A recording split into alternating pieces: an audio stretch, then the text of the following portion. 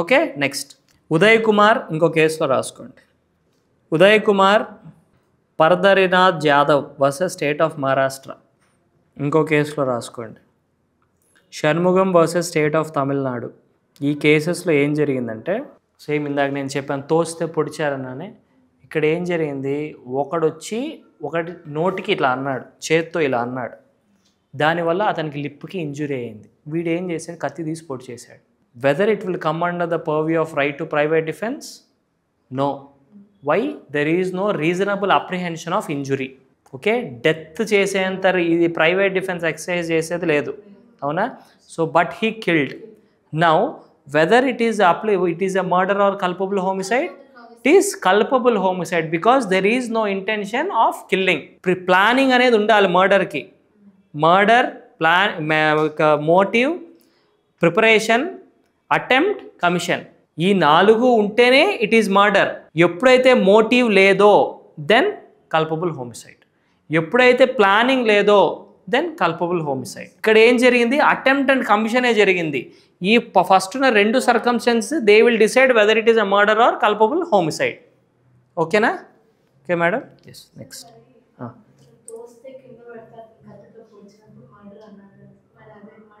చెప్తాను. ఇప్పుడు for example ఇక్కడ ఏం జరిగింది, ఇతను కొట్టాడు, అవునా? కొడితే ఇతనికి ఏమైంది, ఇంజురీ అయింది. నేను చెప్పిన ఎగ్జాంపుల్లో తోసాడు, ఇతనికి ఏమైనా ఇంజురీ అయిందా? So that is must injury అవ్వాలి. ఇక్కడ మనం ఏం చేస్తున్నాం, ప్రైవేట్ డిఫెన్స్తో పాటు the extent of the pain calculate చేస్తున్నాం, plus extent of the injury calculate చేస్తున్నాం right to private defence exercise చేసేటప్పుడు. సో వీటన్నిటి ప్రకారం we should calculate whether it comes under the purview of right to private defence and whether it comes under the purview of culpable homicide or murder. Okay, yes, culpable homicide. ఇది lip injury, ఇది culpable homicide. ఇప్పుడు నేను చెప్పేవన్నీ కూడా culpable homicide కేసులు వస్తాయి. ఓకేనా madam? Next ఇది ఇంపార్టెంట్, రాసుకోండి. Darshan Singh versus state of Punjab. దీంట్లో ఏం రాశారంటే ఏ మియర్ రీజనబుల్ అప్రిహెన్షన్. వీటిని మీరు ప్రైవేట్ డిఫెన్స్లో కేస్ లాస్గాను వాడుకోవచ్చు, దీంట్లోనూ కేస్ లాస్గా వాడుకోవచ్చు.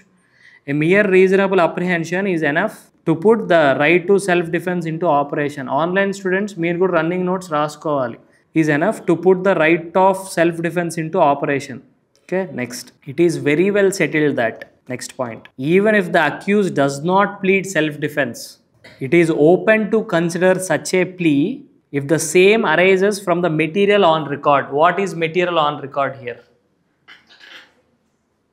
Em evidence.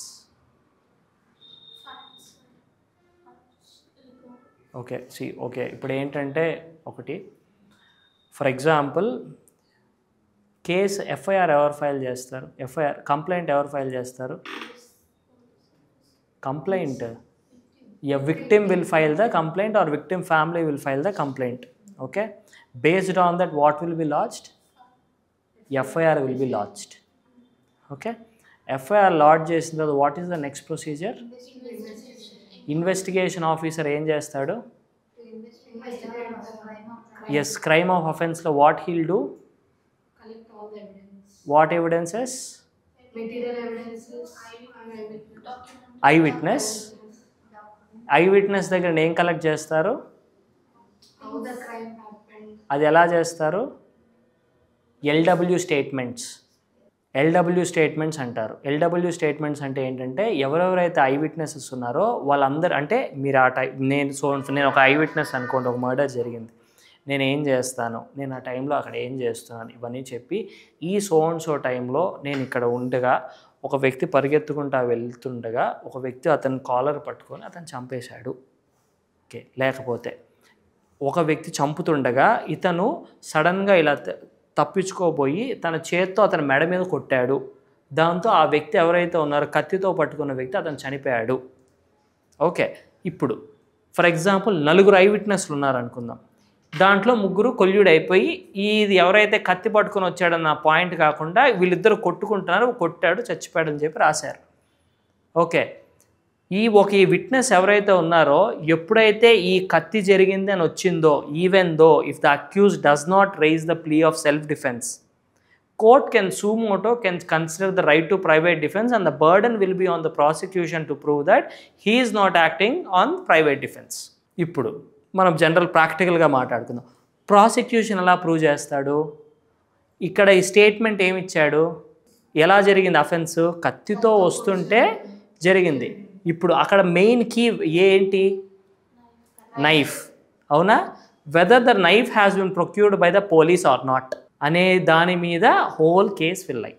ఓకే, సో ఆ విధంగానే ఉంటుంది. Next third exception, act of public servant. Okay, దీనికి రాసుకోండి కేసులో.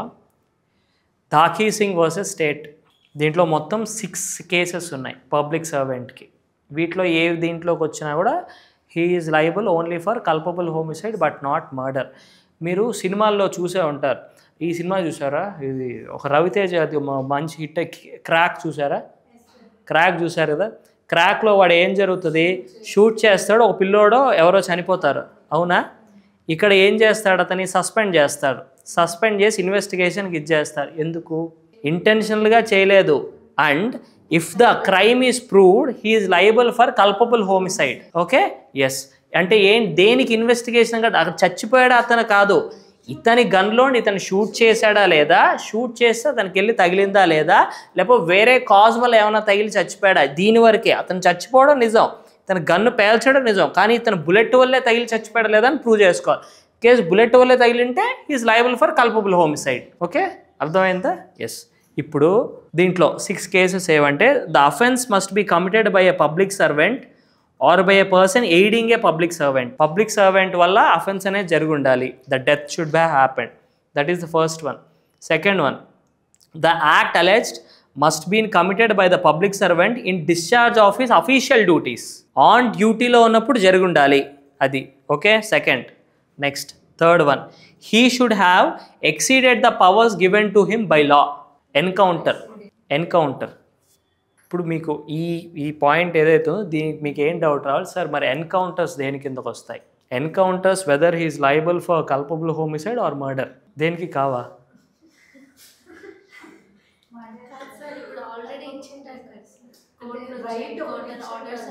కోర్టు ఎప్పుడన్నా ఎన్కౌంటర్కి ఆర్డర్లు ఇస్తుందా అండి? ఆర్ లేకపోతే అఫీషియల్స్ అని ఆర్డర్స్ ఇస్తారా?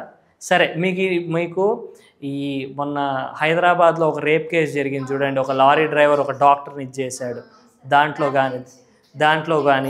దాంట్లో అఫీషియల్గా ఎన్కౌంటర్ ఆర్డర్స్ ఇచ్చిందా police? What is the police story? ఏం చెప్పారు? గన్ తీసుకొని వీళ్ళకి మీద షూట్కి ట్రై చేసినప్పుడు ఇతను షూట్ చేశారు అని చెప్పి యాక్చువల్ దీంట్లో రాశారు. ఓకే, దానికి అర్థం ఏంటి? They are exercising their right of private defence. Encounter is always a murder. Okay, a అఫీషియల్గా ఎవ్వరు ఆర్డర్స్ ఇవ్వరు. ఎందుకు ఇవ్వరు చెప్పండి? అండ్ వాట్ ఈజ్ ద కాదు. Yes, human rights. Yes, human rights దేనివల్ల వచ్చాయి? హ్యూమన్ రైట్ ఇక్కడ హ్యూమన్ కాదు కదా, హీఈస్ అన్ అక్యూజ్డ్. మన అక్యూజ్డ్ గురించి మాట్లాడుతున్నాం.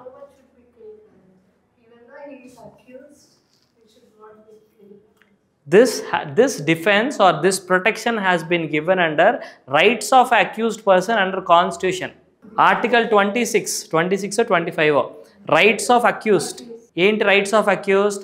He has to be presented before the magistrate within 24 hours. He has to be kept in a neatగా క్లీన్గా ఉన్న దాంట్లో పెట్టాలి. He should not be put him to sufferance or pain. ఇవన్నీ ఏంటి? The rights given under Constitution by Constitution of India.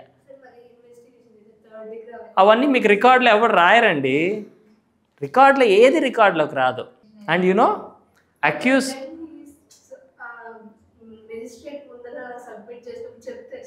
Yes, magistrate can ask అదేంటి ఇన్వెస్టిగేషన్కి order చేయొచ్చు.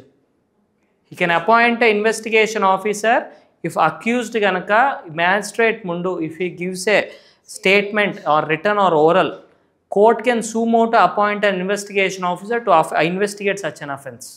Okay, పోలీసుకి ఎవడు ఇప్పుడు ఒక 4 walls జరిగింది, పోలీస్ ఎప్పుడు కానీ అగెయిన్స్ట్గా చెప్పుకోడు. మరి మీకు అక్కడ వాడు చెప్పుడు ఇంకా వాడికే థ్రెట్, ఇంకొక 2 దెబ్బలు ఎక్కువ వేస్తారు. Okay, so this is the good example. Okay, yes. Next,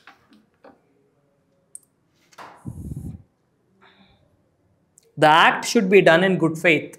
The public servant should have believed that his act was lawful and necessary for the due discharge of his duties.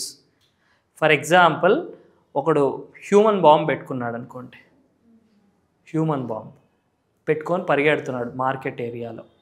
పోలీస్కి వాడు ఎక్కడో దూరంగా ఉన్నాడు, దూరంగా అంటే సమ్వేర్ నియర్. ఏ టైంలో అన్నా వాడు బాంబ్ బ్లాస్ట్ చేసుకోవచ్చు. So what is the next immediate thing he has to do? He has to kill him. So he has to feel it is lawful. Yes, వాడు తప్పు చేస్తున్నాడు. To stop him I have to do this act. Okay, so ఈ విధంగా link అవుతుంటాయి. Okay, yes. Next, he should not have borne any ill will towards person whose death was caused. ఎవరైతే చనిపోయారో అతని మీద కనుక ఇతనికి ఆల్రెడీ గ్రడ్జ్ ఉందనో, లేకపోతే వేరే కేసులో కూడా వీళ్ళిద్దరూ ఇదయ్యారనో ప్రూవ్ చేయగలిగితే then it will amount to, ఎందుకంటే అక్కడి నుంచి ఇంటెన్షన్ ప్రూవ్ చేయొచ్చు మనం. Okay, yes. Next, the fourth exception, without without premeditation. Poisoning premeditation ఎందుకు కాదండి? కావాలని మీరు పాయిజన్కి వెళ్తే ఇట్స్ మర్డర్ కదా. ఇప్పుడు పాయిజన్ కలపాలంటే మీరు ఏం చేయాలి? ఒకటి, సరే పాయిజన్ దేంట్లో కలుపుతారు? ఫుడ్లో కలుపుతారు. ఎలా కలుపుతారు? ఎలా కలుపుతారంటే ఫుడ్ అతను ఏ టైంకి తింటాడు, ఏం తింటాడు, ఏదైతే మిస్ అవ్వకుండా తింటాడో అదంతా గమనించి కలుపుతారు కదా. కలిపితే మరి అది మర్డరే కదా. నెక్స్ట్, వితౌట్ ప్రీమెడిటేషన్ కేసులో Surender Kumar versus union territory, Chandigarh union territory of Chandigarh union territory అని రాసుకోండి. ఇక్కడ యూనియన్ టెరిటరీ అని ఎందుకు వచ్చింది? సరే, మామూలుగా అయితే స్టేట్ ఆఫ్ మహారాష్ట్ర అనో స్టేట్ అని వస్తుంది, యూనియన్ టెరిటరీ అని ఎందుకు వచ్చింది?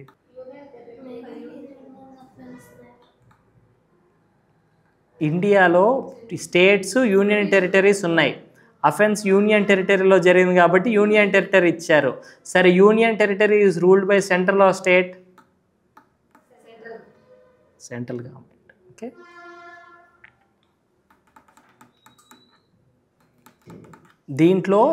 దీని కిందకి రావాలంటే ఫోర్ అనేవి ది ఈక్వేషన్లోకి రావాలి. First one, it was a sudden fight. Second one, there was no premeditation. Third one, the act was done in a heat of passion. Fourth one, the assailant has not taken any undue advantage are acted in a cruel manner. ఈ 4 వస్తేనే it comes under the purview of culpable homicide but not murder. Otherwise it is murder. Ippudu now the question is, what is the difference between the first exception and the fourth exception? Advantage తీసుకుంటున్నాడు fight ద్వారా చంపేయాలి.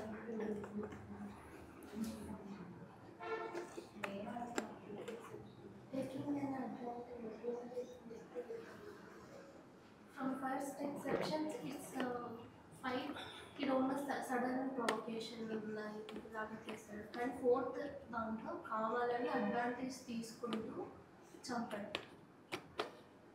Advantage తీసుకుంటూ చంపారు, అప్పుడు murder అవుతుంది కదా. Advantage తీసుకొని చంపితే ఇప్పుడు ఫర్ ఎగ్జాంపుల్ ఇప్పుడు మీరు చూసుంటారు కొన్ని కేసెస్లో ఫాదరే డాటర్ని తీసుకెళ్ళి రేప్ చేస్తాడు. ఓకే, అప్పుడు డాటర్ ఏం చేస్తుంది? చంపేసింది అనుకోండి. ఓకే, ఇక్కడ what ever she has done was because of grave and sudden provocation. And ఇక్కడ రేప్కి మీకు డిఫెన్స్ ఏంటి? Right to private defence is death. Here she is not guilty. For example ఇంకోలా అనుకుందాం, ఒక తండ్రి కూతురుని తీసుకెళ్ళి చంపేశాడు. అన్డ్యూ అడ్వాంటేజ్ ఏంటి? రామ్మ నీకు చాక్లెట్ కొనిస్తాను. అన్డ్యూ అడ్వాంటేజ్ అంటే ఏంటి? అతని మీద ఇతనికి ఒక డామినెన్స్ ఉంది.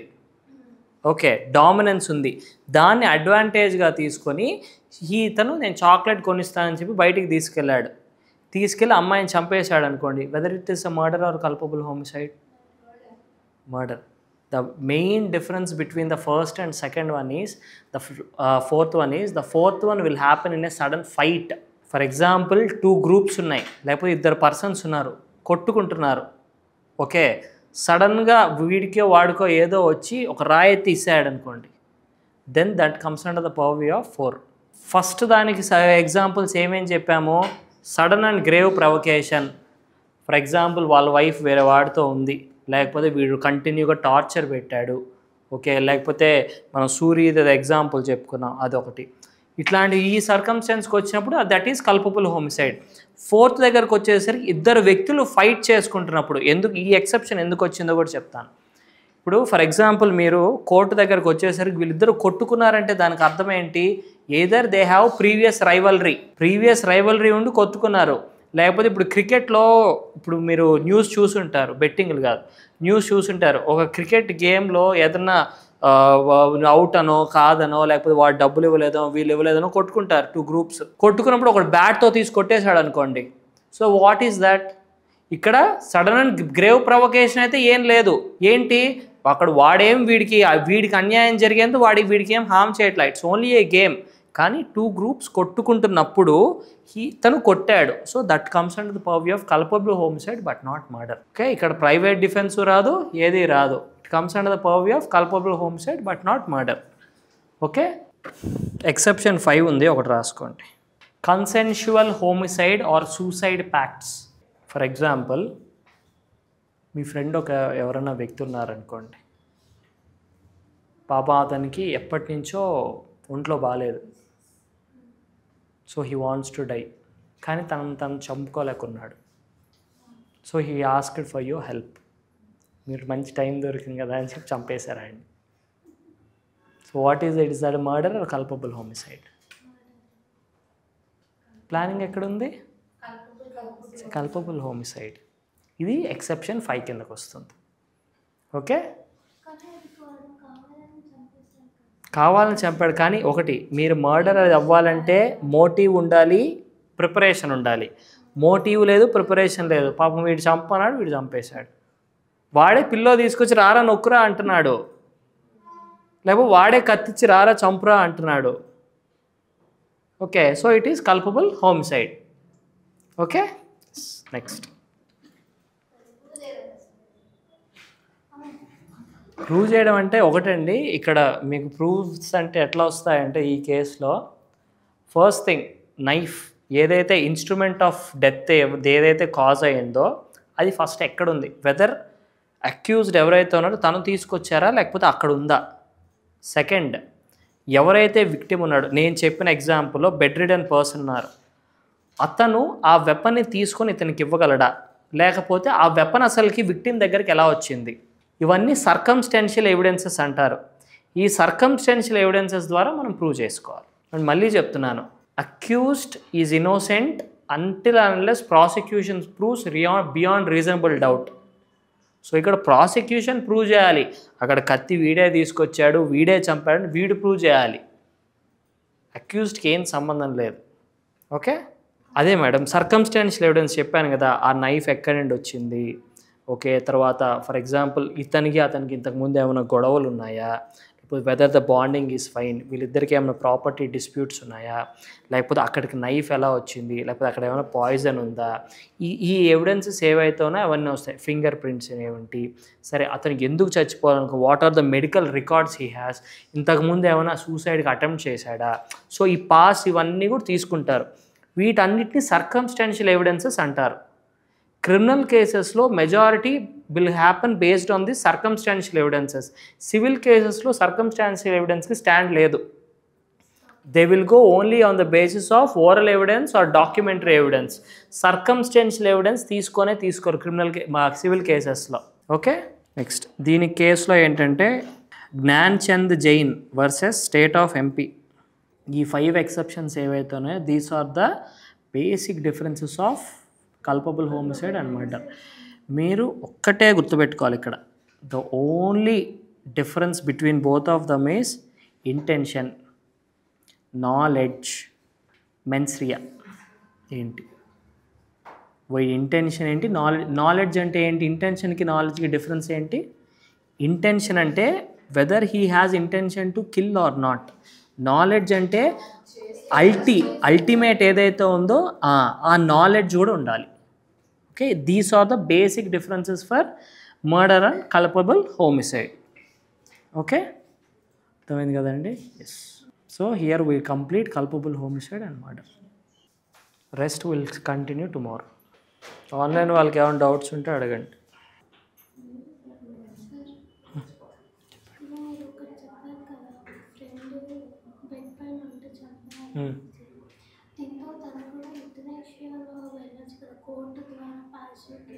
ప్యాసివ్ కిల్లింగ్ ఇండియాలో లీగల్ కాదు కదండి.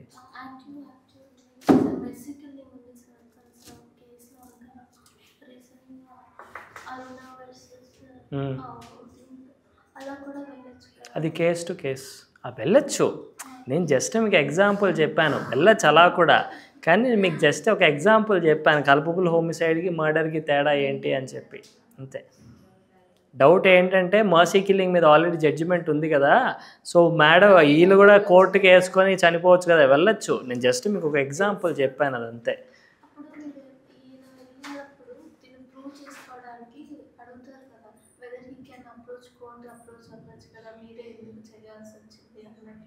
ఇప్పుడు మనం అంటే ఇది మీకు లైవ్లో ఒక ఎగ్జాంపుల్ చెప్తాను.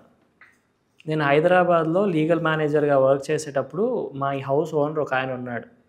ఆయనకి 75 years ఫాదర్ ఉన్నాడు. ఓకే, పాపం ఆయన 10 days నుంచి బెడ్ రిడన్. యశోదాకి అటు ఇటు తిప్పారు బాగా. తిప్పితే డబ్బులు ఖర్చు అవుతున్నాయని చెప్పి తీసుకొచ్చి ఇంట్లో వేసాడు. ఇంట్లో తీసుకొచ్చి పెట్టాడు. సరే ఇంట్లో ఉంటే నర్సుని వాళ్ళని పెట్టాలి కదా. 3 రోజులు చూసి 4వ రోజు ఇతనే పిల్లో పెట్టి చంపేశాడు. బయటికి ఏం జరిగింది, ఇట్ ఈస్ న్యాచురల్ డెత్ అని చెప్పాడు. పోస్ట్ మార్టం ఎందుకు చేస్తారు? మీరు పోలీస్ కంప్లైంట్ ఫైల్ చేస్తే పోస్ట్ మార్టం ఎప్పుడు చేస్తారు? ఎప్పుడైతే డెత్ మీద డౌట్ రైజ్ అవుతాయో అప్పుడు పోస్ట్ మార్టం చేస్తారు. అప్పటి వరకు చేయరు. చనిపోయారు, న్యాచురల్ డెత్. ఓకే, ప్రాక్టికల్గా చాలా జరుగుతుంటాయని, అవన్నీ కోర్టుకి రావు, అన్నీ పోలీస్ స్టేషన్ దృష్టికి రావు. అంతెందుకు, చిన్న వాస్తవం చూద్దాం. రోజుకి ఎన్ని రేప్ కేసెస్ జరుగుతాయి? అన్నీ వస్తున్నాయా? అన్నీ బయటకు వస్తున్నాయా? చెప్పండి, రావట్లేదు కదా. అంతే. అఫెన్సెస్ అన్నీ ఇప్పుడు ఫర్ ఎగ్జాంపుల్ దొంగతనాలు జరుగుతున్నాయి, చిన్న పర్స్ పోతుంది. సరే పోనీలే 1000 రూపాయలు 5000 కదా, పోతే పోనీ మళ్ళీ పోలీస్ స్టేషన్కి దీనికి దానికి ఎందుకు అనుకుంటాడు, తిరగలేక. సో ఇవన్నీ ఉన్నాయి కాబట్టి కొన్ని బయటకు వస్తాయి, కొన్ని బయటికి రావు. ఇది కూడా అంతే. ఇంకేమైనా డౌట్స్ ఉన్నాయా మేడం? కదా ఇంకేమైక్ మేడం?